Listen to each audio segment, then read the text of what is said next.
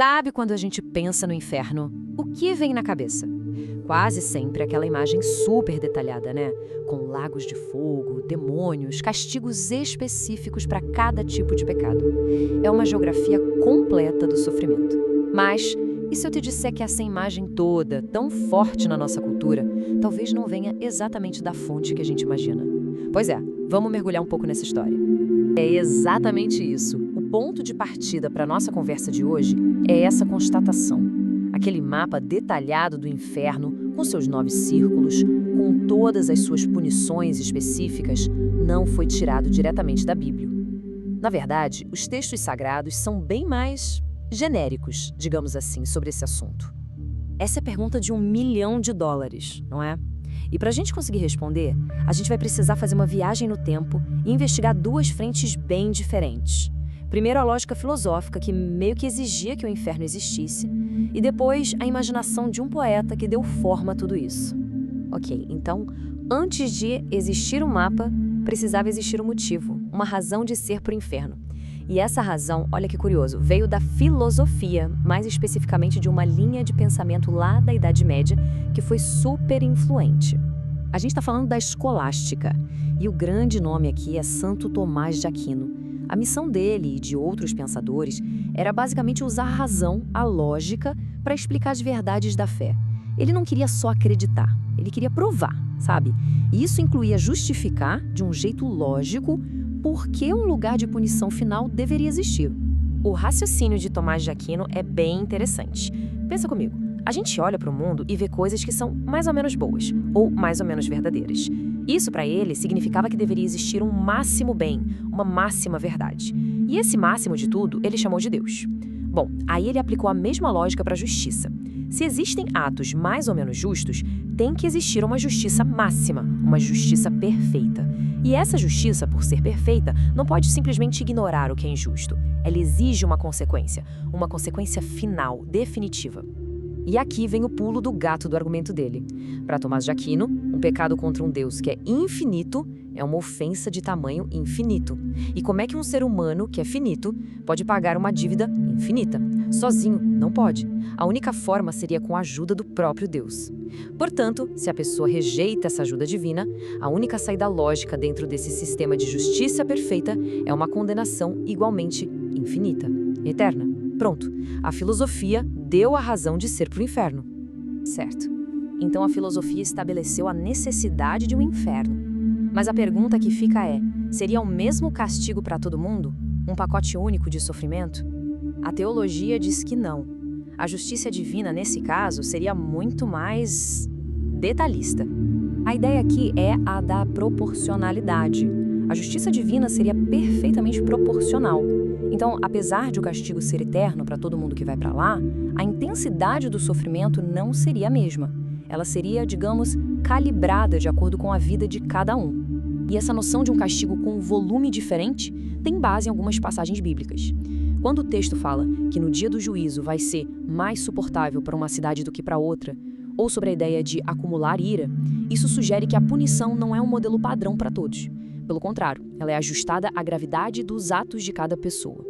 E a teologia cristã chegou a detalhar os critérios para essa medição. Primeiro, claro, a gravidade e a quantidade dos pecados. Faz sentido. Segundo, o quanto as ações de alguém influenciaram outras pessoas a pecar também. E terceiro, que talvez seja o mais pesado de todos, o nível de conhecimento que a pessoa tinha da verdade e, mesmo assim, escolheu rejeitá-la. A lógica é, quanto mais luz, quanto mais conhecimento se recebeu, mais severo o julgamento por ter virado as costas para isso. Ok, mas essa visão de punição eterna, super calculada, virou um padrão em todo lugar? Não exatamente. E para a gente entender o quão específica essa ideia se tornou, vale a pena a gente dar uma olhada rápida numa visão alternativa, como a do Génon, no judaísmo. A diferença aqui é o propósito, é fundamental.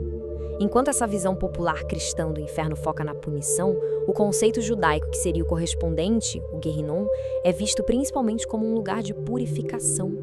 Colocando lado a lado, a diferença fica gritante. De um lado, condenação eterna. Do outro, reparo da alma.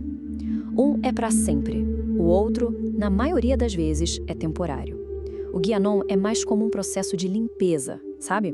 Para a alma poder seguir em frente. Não é um beco sem saída de tormento.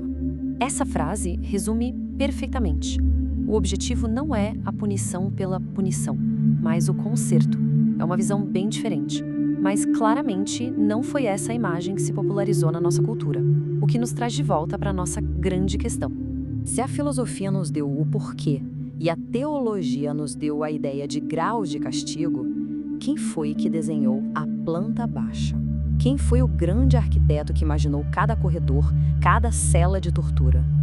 E aqui está ele. A resposta não veio de um teólogo nem de um filósofo, mas de um poeta, Dante Alighieri. Na sua obra-prima, A Divina Comédia, ele pegou todos esses conceitos abstratos da teologia e da filosofia e deu para eles uma forma física, visceral e absolutamente inesquecível. E aqui o Dante se torna um mestre da tal justiça proporcional que a teologia só tinha esboçado.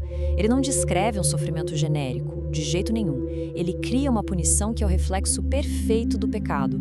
Por exemplo, os adivinhos, que em vida eram obcecados em ver o futuro, agora têm a cabeça virada para trás, forçados a olhar só para o passado. Os políticos corruptos, que faziam seus esquemas no escuro, agora ficam mergulhados num piche escuro e fervente. E os hipócritas? Eles usam mantos lindos dourados por fora, mas que por dentro são feitos de chumbo e esmagam eles. É a teologia transformada em arte do terror. E a criatividade dele não para por aí. Os ladrões, que roubavam as coisas dos outros, agora têm o próprio corpo roubado e transformado por serpentes num ciclo de agonia sem fim. E o fundo do inferno, onde ficam os piores pecadores. Não é fogo, como a gente imagina, é gelo. A ausência completa de calor, de amor, reservada para o pecado máximo, a traição. Ali, os traidores ficam congelados e as próprias lágrimas congelam no rosto, criando uma máscara de gelo que os aprisiona no seu próprio arrependimento. E aqui, a gente entende o ponto central. Dante pegou a estrutura lógica da filosofia, o princípio teológico do castigo proporcional e deu a eles corpo, imagem e som. Ele criou uma geografia, um sistema de justiça poética tão detalhado que a doutrina oficial nunca chegou nem perto de especificar. A ficção dele foi tão potente, tão visualmente marcante, que acabou se tornando mais influente do que a própria teologia na hora de formar a nossa imagem cultural do inferno. Isso tudo deixa a gente com uma última reflexão, né? O que isso nos diz sobre o poder que as histórias têm? De como uma boa narrativa, uma imagem poderosa, pode moldar o que a gente acredita e a nossa cultura de um jeito muito mais eficaz do que 1000 páginas de tratados filosóficos. É uma pergunta que vai muito além do inferno e toca na essência de como a gente constrói a nossa própria realidade.